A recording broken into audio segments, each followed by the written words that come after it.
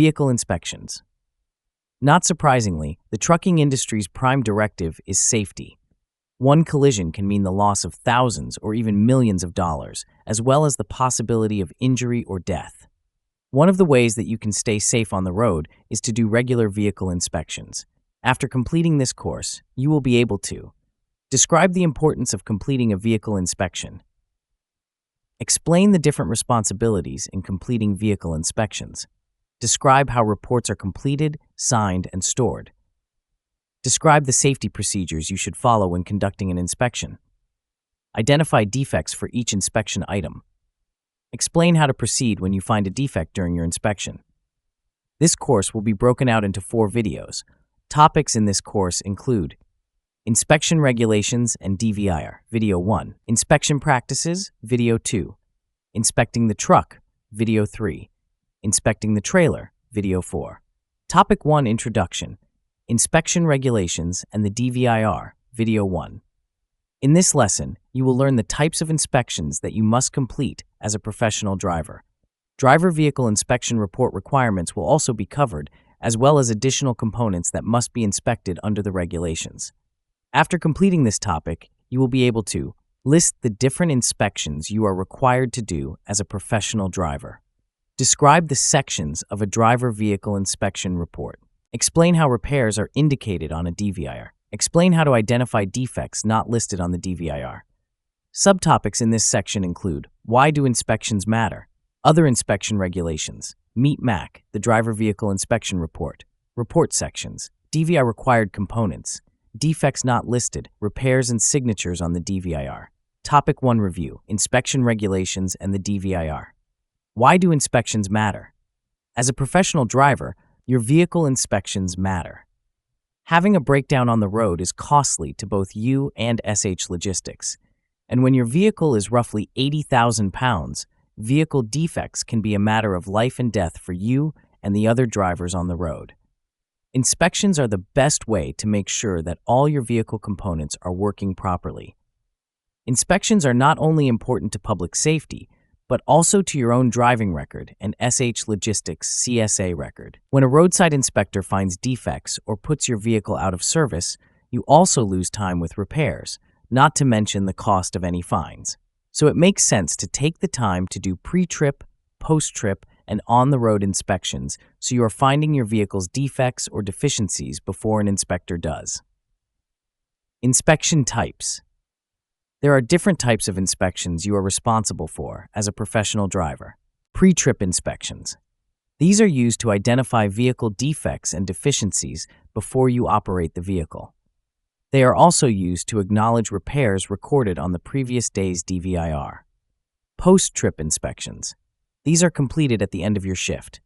At this point, you fill out a driver vehicle inspection report. En route inspections. These should be done whenever you make a stop during your trip. Cargo securement must be inspected at prescribed intervals. Hazmat inspections. These are specific requirements related to hazardous materials requiring placards. Security inspections. These are done when your carrier is a member of the FAST program and you are crossing the border with your cargo. Pre-trip inspections. The following sections of Section 392, Driving of Commercial Motor Vehicles, apply specifically to pre-trip inspections. 392.7, Equipment, Inspection and Use. You must be satisfied that certain parts of the vehicle are in good working order before operation. 392.8, Emergency Equipment, Inspection and Use.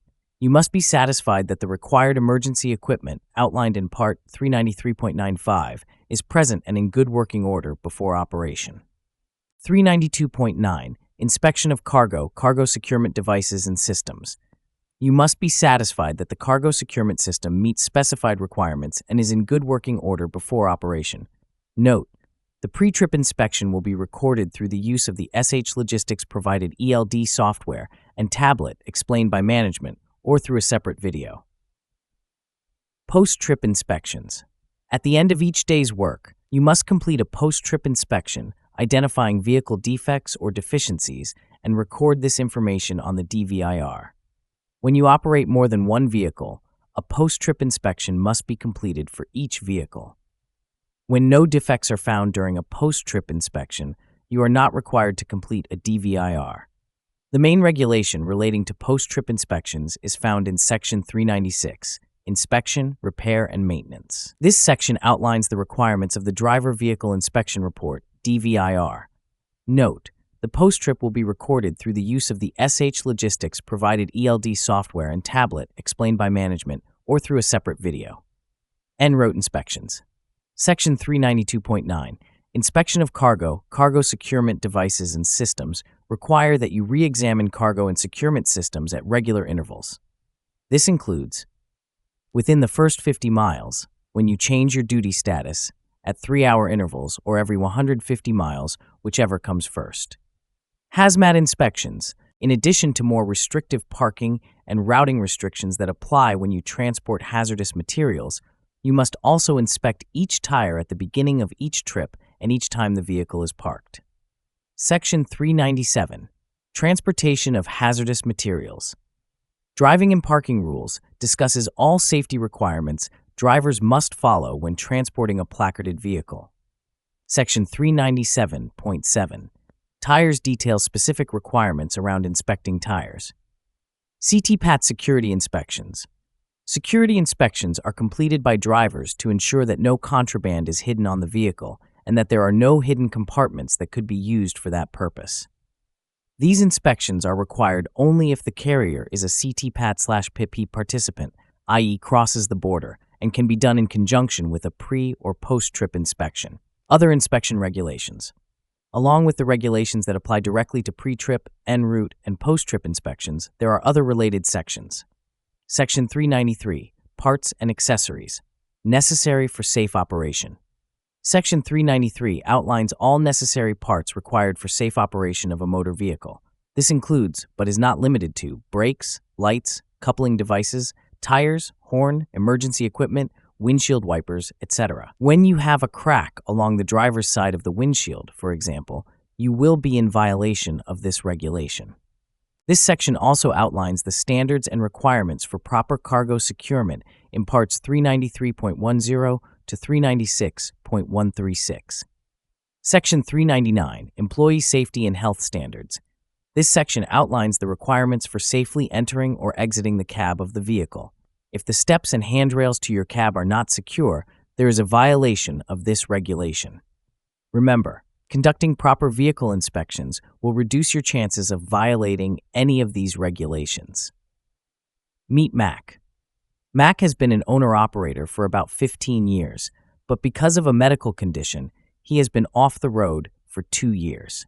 He has just come back to work at a carrier, and he has asked for some extra practice in completing inspections because he was never very thorough, and he's concerned about doing them correctly during a roadside inspection. As he begins the inspection, his safety manager reminds him that he must enter and exit the vehicle safely by following these rules.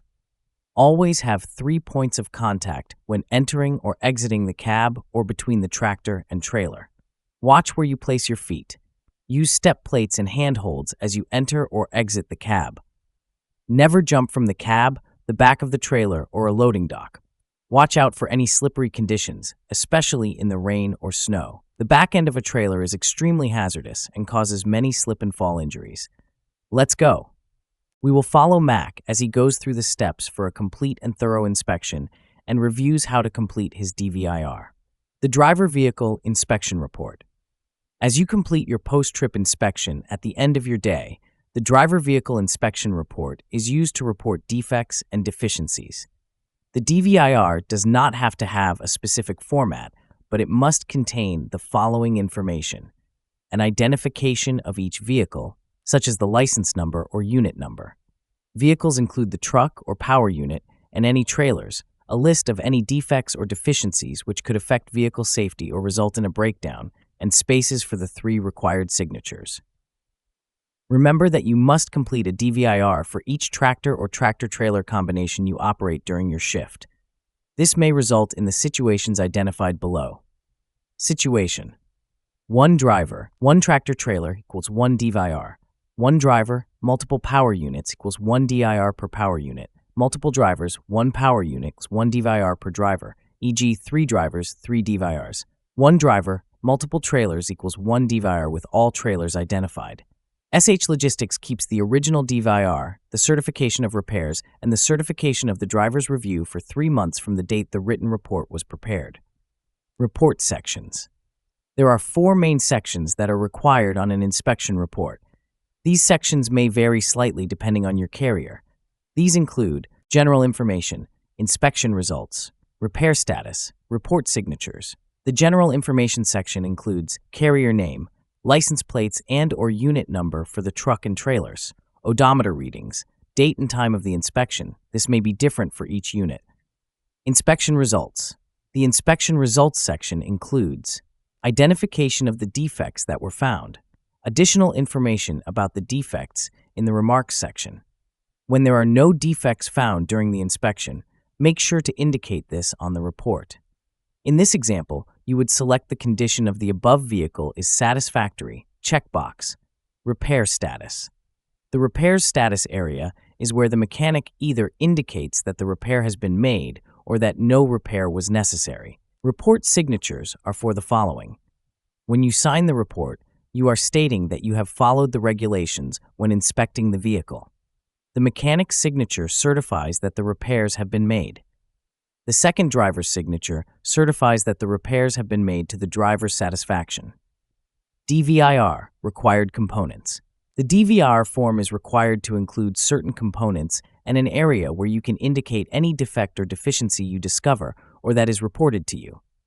These components include service brakes, including trailer brake connections, parking brake, steering mechanism, lighting devices and reflectors, tires, horn, windshield wipers, rear vision mirrors, coupling devices, wheels and rims, emergency equipment.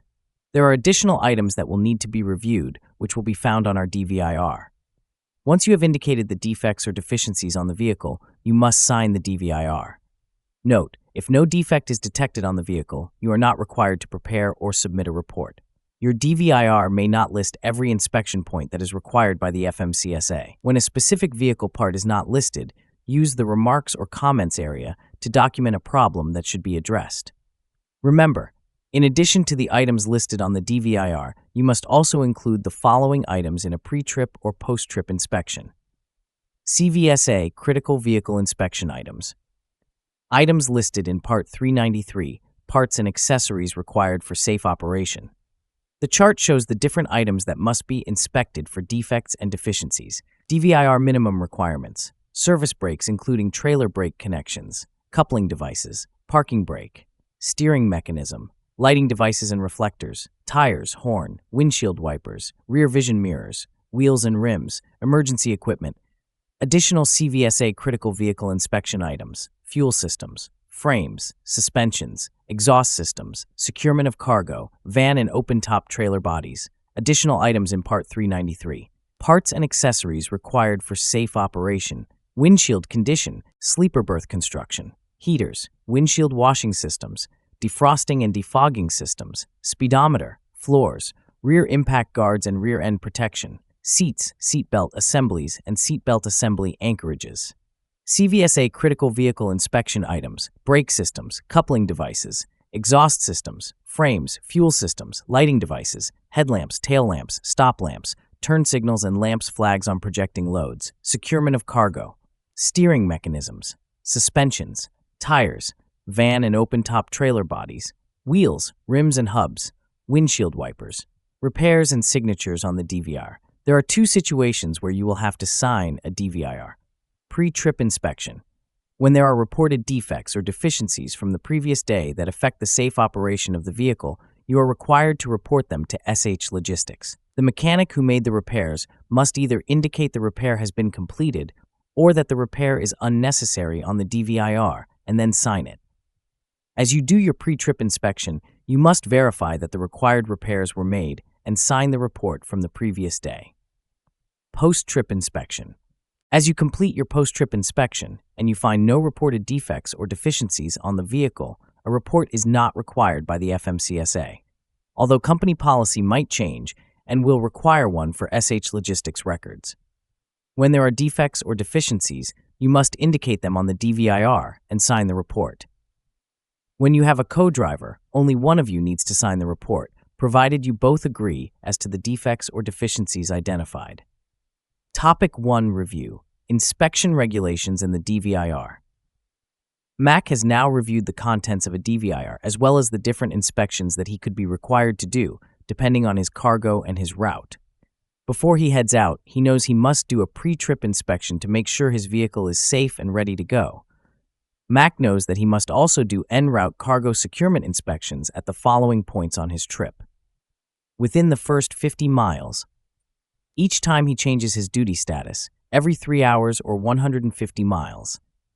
At the end of his day, Mac will complete his post-trip inspection and record any defects on the driver vehicle inspection report. The DVIR must contain identification of each vehicle driven, the truck and any trailers picked up during the day, the defects found on each vehicle, and spaces for 3 signatures. When the DVIR does not contain a particular item, Mac knows that he can add it to the remarks section or other comment area of the report. When a defect is reported, Mac must sign the report.